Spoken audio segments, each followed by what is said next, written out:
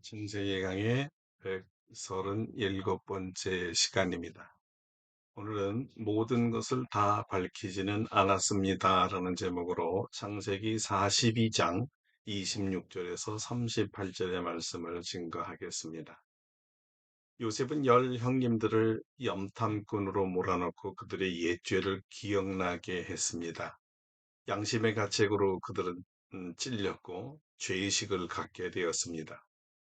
성령님의 죄가 생각나게 하여 회개에 이르게 하는 역사였습니다. 그때 그들은 이렇게 외쳤습니다. 우리가 아우의 일로 말미암아 범죄하였도다. 그가 우리에게 애걸할 때 그 마음의 괴로움을 보고도 듣지 아니하였으므로 이 괴로움이 우리에게 임하도다. 그 마음의 괴로움을 보고도 듣지 아니하였으므로 이 괴로움이 우리에게 임하도다는 통한과 함께 그의 핏값을 치르게 되었도다 하며 많이 괴로워했습니다. 매튜 헨이란 주석가는 이런 양심의 고발을 나쁜 일을 통한 하나님의 선을 이루는 솜씨라 말하기도 했습니다. 양심의 고발로 괴로운 일이지만 선한 일을 도모해 가시는 하나님의 섭리 과정이라고 본 것입니다. 이것을 바로 로마서에서 모든 것이 합력하여 선을 이룬다 말했지요. 이런 이해할 수 없는 사건들이 훗날에 모든 가족의 진정한 구원이 되리라고는 꿈에도 상상치 못할 일이었습니다. 요셉은 형제 중 하나인 시므온을 결박하여 감옥에 가두고 형님들의 곡식을 사기 위한 돈은 이 곡식 자루에 다시 넣었습니다. 아무것도 모르고 형님들은 고향으로 돌아가다 잠시 쉬는 틈을 타서 곡식 자루를 열어보았습니다. 이게 웬일입니까? 자루안에 곡식을 사기 위한 돈이 들어있는 게 아니겠습니까? 그들이 혼이 나가고 두려움에 떨며 서로 돌아보고 말합니다. 하나님이 어찌하여 이런 일을 우리에게 행하셨는가? 형제들은 두려움에 정신을 빼앗길 뻔했습니다. 이제 죽었구나. 우리가 정탐 꿈으로 몰려서 동생 시므온도 볼모로 잡히게 했는데 곡식을 살더니 쌀자루에 있다는 것을 영락없이 도둑으로 몰릴 것이고 씨는 곡식을 구하지도 못할 뿐 아니라 동생도 죽이고 그가 우리들을 보면 우리도 죽이겠구나. 우린 죽은 목숨이야. 이렇게 처절한 운명임을 직감한 것이죠. 이런 일을 당할 때 도대체 무엇이라고 말해야 합니까? 억울하지만 사실을 본 거예요. 부인하지 못했습니다. 전혀 의도된 바가 없는데 물증이 있습니다. 문자 그대로 혼이 나갈 정도입니다. 겨우 그들이 할 수 있는 말이 하나님이 하셨구나 였습니다. 하나님이 하셨구나. 무슨 뜻일까요? 죄 짓고는 못 살겠구나. 하나님이 우리가 과거에 지은 죄를 알고 계셨고 이제 심판하기 원하시나 보다. 아니면 이 무슨 일인가? 두려움에 두려움이 꼬리를 물고 마음을 괴롭혔습니다. 그때 동생이 아무리 미웠어도 그렇게 하는 게 아니었는데 또 마음에 찔림을 받았습니다. 온통 상처 투성이의 마음이 되어서 속수무책으로 그냥 집으로 돌아갈 수밖에 없었겠지요. 그래요. 이런 무거운 마음, 이 두려운 마음을 가지고 돌아왔습니다. 식량을 구하러 갔다가 형제 하나를 또 잃어버렸습니다. 아버지가 실망할 생각을 하니까 이것 또한 두려웠습니다. 막내 아들을 데려가지 않으면 시므온은 누명으로 죽습니다. 이 진퇴양난이죠.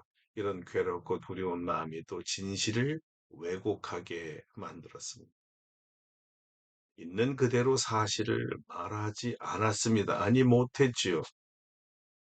형제들이 아버지 야곱에게 돌아와 보고하는 내용에는 몇 가지 진실에서 빠진 이야기들이 있습니다. 첫째는 자기들이 3일 동안 감옥에 있었다는 이야기 안 했습니다.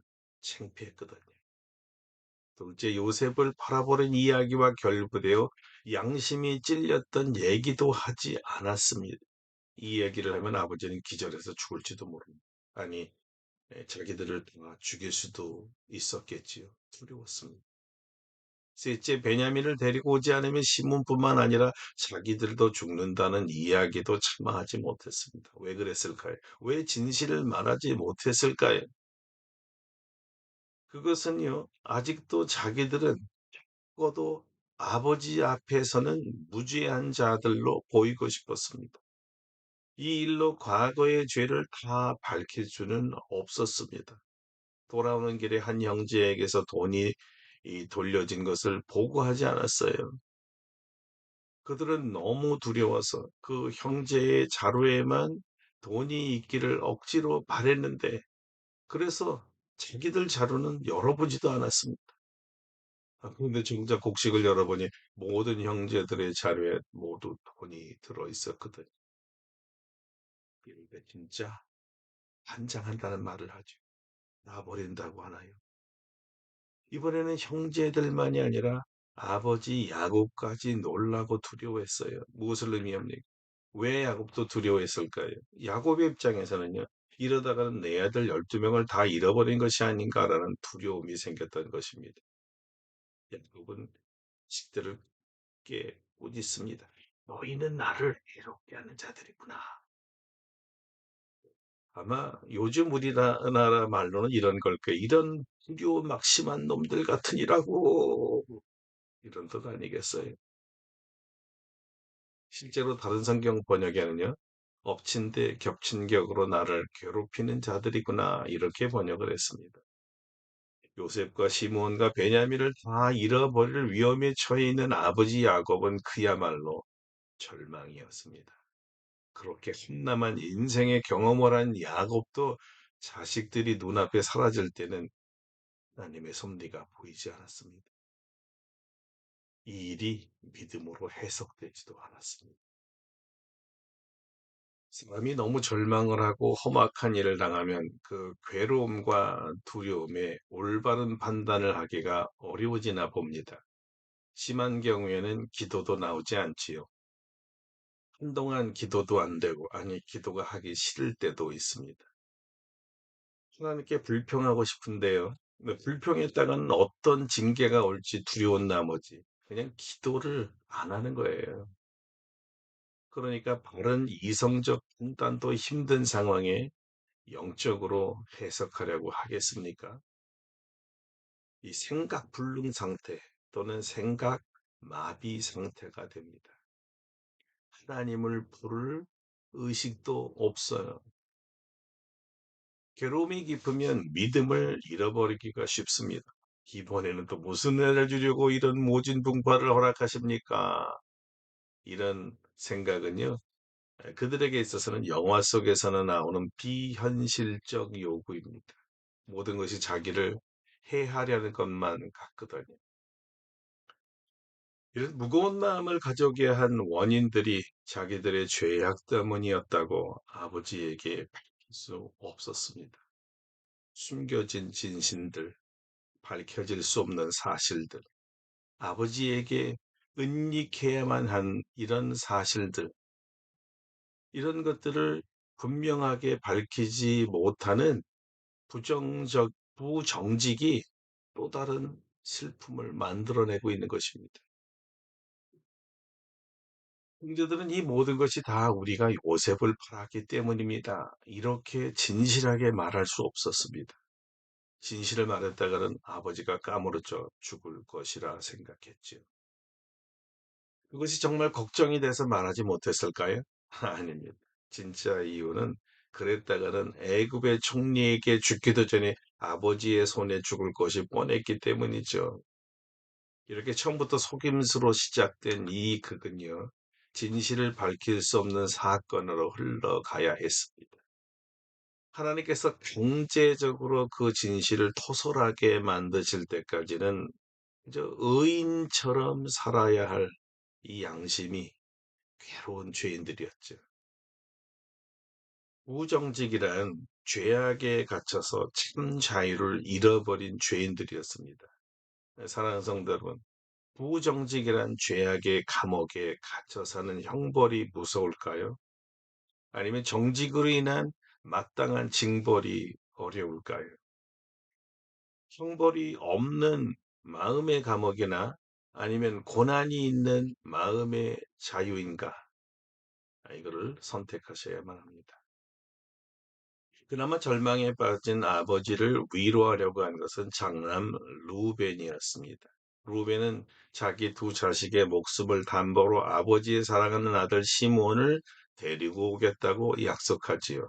그러나 정작 아버지 야곱에게 기쁜 소식은 죽은 줄 알았던 요셉이나 잃어버렸던 줄 알았던 시몬을 다시 데려오겠습니다. 이런 말이 아니었을까요? 아버지 야곱은 이 말에 엉뚱한 말을 하여 이젠 더 이상 내 사랑하는 아들을 못 빼서 베냐민을 두고 한 말이죠. 사랑하는 아내 라헬을 통해 남은 유일한 혈통이었습니다. 요셉을 이룬 후에 요셉은 오직 베냐민만을 바라보며 살아왔어요. 베냐민은요, 야곱의 생명줄이었습니다. 만약 베냐민을 잃는다면 이렇게 생각하면 그래 정말 미쳐버릴 거예요. 아니, 더 이상 삶의 의미가 없어지는 것입니다. 죽을지도 모르죠. 그래서 야곱은 미리 겁을 먹었습니다. 일복강변에서의 죽으면 죽으리라고 하나님과 씨름하며 기도하던 야곱이 더 이상 아니었습니다. 소중한 아들을 잃어버릴 두려움에 하나님의 섭리와 하나님의 보호하심과 하나님의 약속들을 다 잊어버렸습니다. 그가 이제까지 어떻게 살아왔는지를 잊어버린 거예요. 두려움이라는 것이 하나님의 모든 역사에 맹인되게 만들었던 것이죠. 우리는 오늘 너무 큰 두려움으로 하나님을 잊어버린 야곱과 그의 아들들을 보고 있습니다. 죄악이 드러날까봐 두려운 아들들은 진실을 왜곡합니다. 숨기죠. 심판이 너무 두렵기 때문입니다. 아들을 잃어버릴까 염려에서 온 두려움으로 야곱은 하나님의 약속을 기억하지 못하고 생각해내지 못했습니다. 믿음의 상실이었습니다. 두려움으로 야곱은 하나님의 약속을 생각하지 못했어요. 두려움이요, 야곱의 믿음을 빼앗아 간 것이에요. 왜 그럴까요? 두려움이 너무 크다 보면 이 두려움이라는 것이 하나님보다 더 커지면서 하나님이 보이지 않게 된 것이죠. 두려움을 다스릴 하나님이 보이지 않으니 어떻게 믿음으로 해결할 수가 있겠습니까? 여러분이 요셉의 형제들과 같은 부정적으로 인한 고난을 받을 때나 사랑하는 아들을 잃어버릴까 두려움에 하나님에 대한 믿음을 잃어버린 야곱과 유사한 상황에 들어가면 여러분은 절대 정직을 택하시기를 바랍니다. 정직은 때로 사람들을 감동시킵니다. 죽을 인생을 기사회생시키기도 하죠. 자신이 정말 죽을 죄를 지었다고 고백하는 진정성 있는 회개는 정죄나 무관용적 배타나 어떤 가해를 넘어서 화해와 용서로 이끌어 갑니다. 전적으로 하나님의 역사죠. 하나님께서 원하시는 일이요, 기뻐하시는 일이니까요. 그리고 극복할 수 없는 두려움이 생긴다면 그 두려움을 쫓아줄 분을 만나고 반드시 그분을 바라보아야만 합니다. 그분이 누구겠어요? 우리 주 예수 그리스도시죠. 우리 주님이십니다. 주님은 우리에게 두려워 말라 말씀하시고 우리에게 당면하는 인생에 위협하는 모든 거친 풍랑을 진전하게 하시거든요. 그러니까 두려움보다 더 크시고 다스리시는 주님을 바라보아야 극복할 수가 있습니다. 크신 주님께서 그 두려움을 극복해 하실 줄 믿으시기를 바랍니다. 주님을 믿어야 돼요. 어떤 두려움도 주님이 다스려 주실 것이라 믿어야 된단 말이죠. 그때 우리가 진실해지고 그때야 비로소 믿음대로 살 수 있거든요. 우리의 모든 상황을 우리의 마음속까지 우리의 과거에 지은 모든 실수와 죄를 다 아시는 주님이시기 때문에 주님 앞에 숨길 수 없습니다. 숨겨서도 안 되고요. 맡기고 주님을 의지해야죠. 자, 마지막으로 주님의 말씀을 직접 들어보시기 바랍니다. 이것을 너희에게 이르는 것은 너희로 내 안에서 평안을 누리게 하려 함이라. 세상에서는 너희가 환난을 당하나 담대하라. 내가 세상을 이기었노라. 사랑하는 성도 여러분, 정직하시고 어떤 상황에서도 주님을 의지하는 믿음의 사람들 되시기를 축원합니다. 기도하겠습니다. 거룩하신 하나님, 오늘 또 요셉의 가정들을 통해서 또 하나님의 음성을 듣습니다. 우리 하나님이 모든 것을 다 알고 계시고 보고 계시기에 하나님 앞에서는 진실만 말하게 하시고 부정직으로 살지 않게 하여 주옵소서.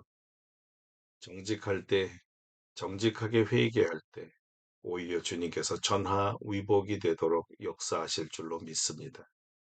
아들들을 잃어버리는 두려움이 올지라도 그 두려움 속에 믿음을 잃어버리지 말고 그 두려움을 다스리시는 예수님을 바라보며 승리하게 도와 주시옵소서. 우리 주 예수 그리스도 이름으로 기도드립니다. 아멘. 사랑하는 주님, 이 연말에 믿음으로 꼭 사시고 끝까지 정직하게 그래서 하나님의 힘을 얻어 사는 저와 여러분 되기를 바랍니다. 감사합니다.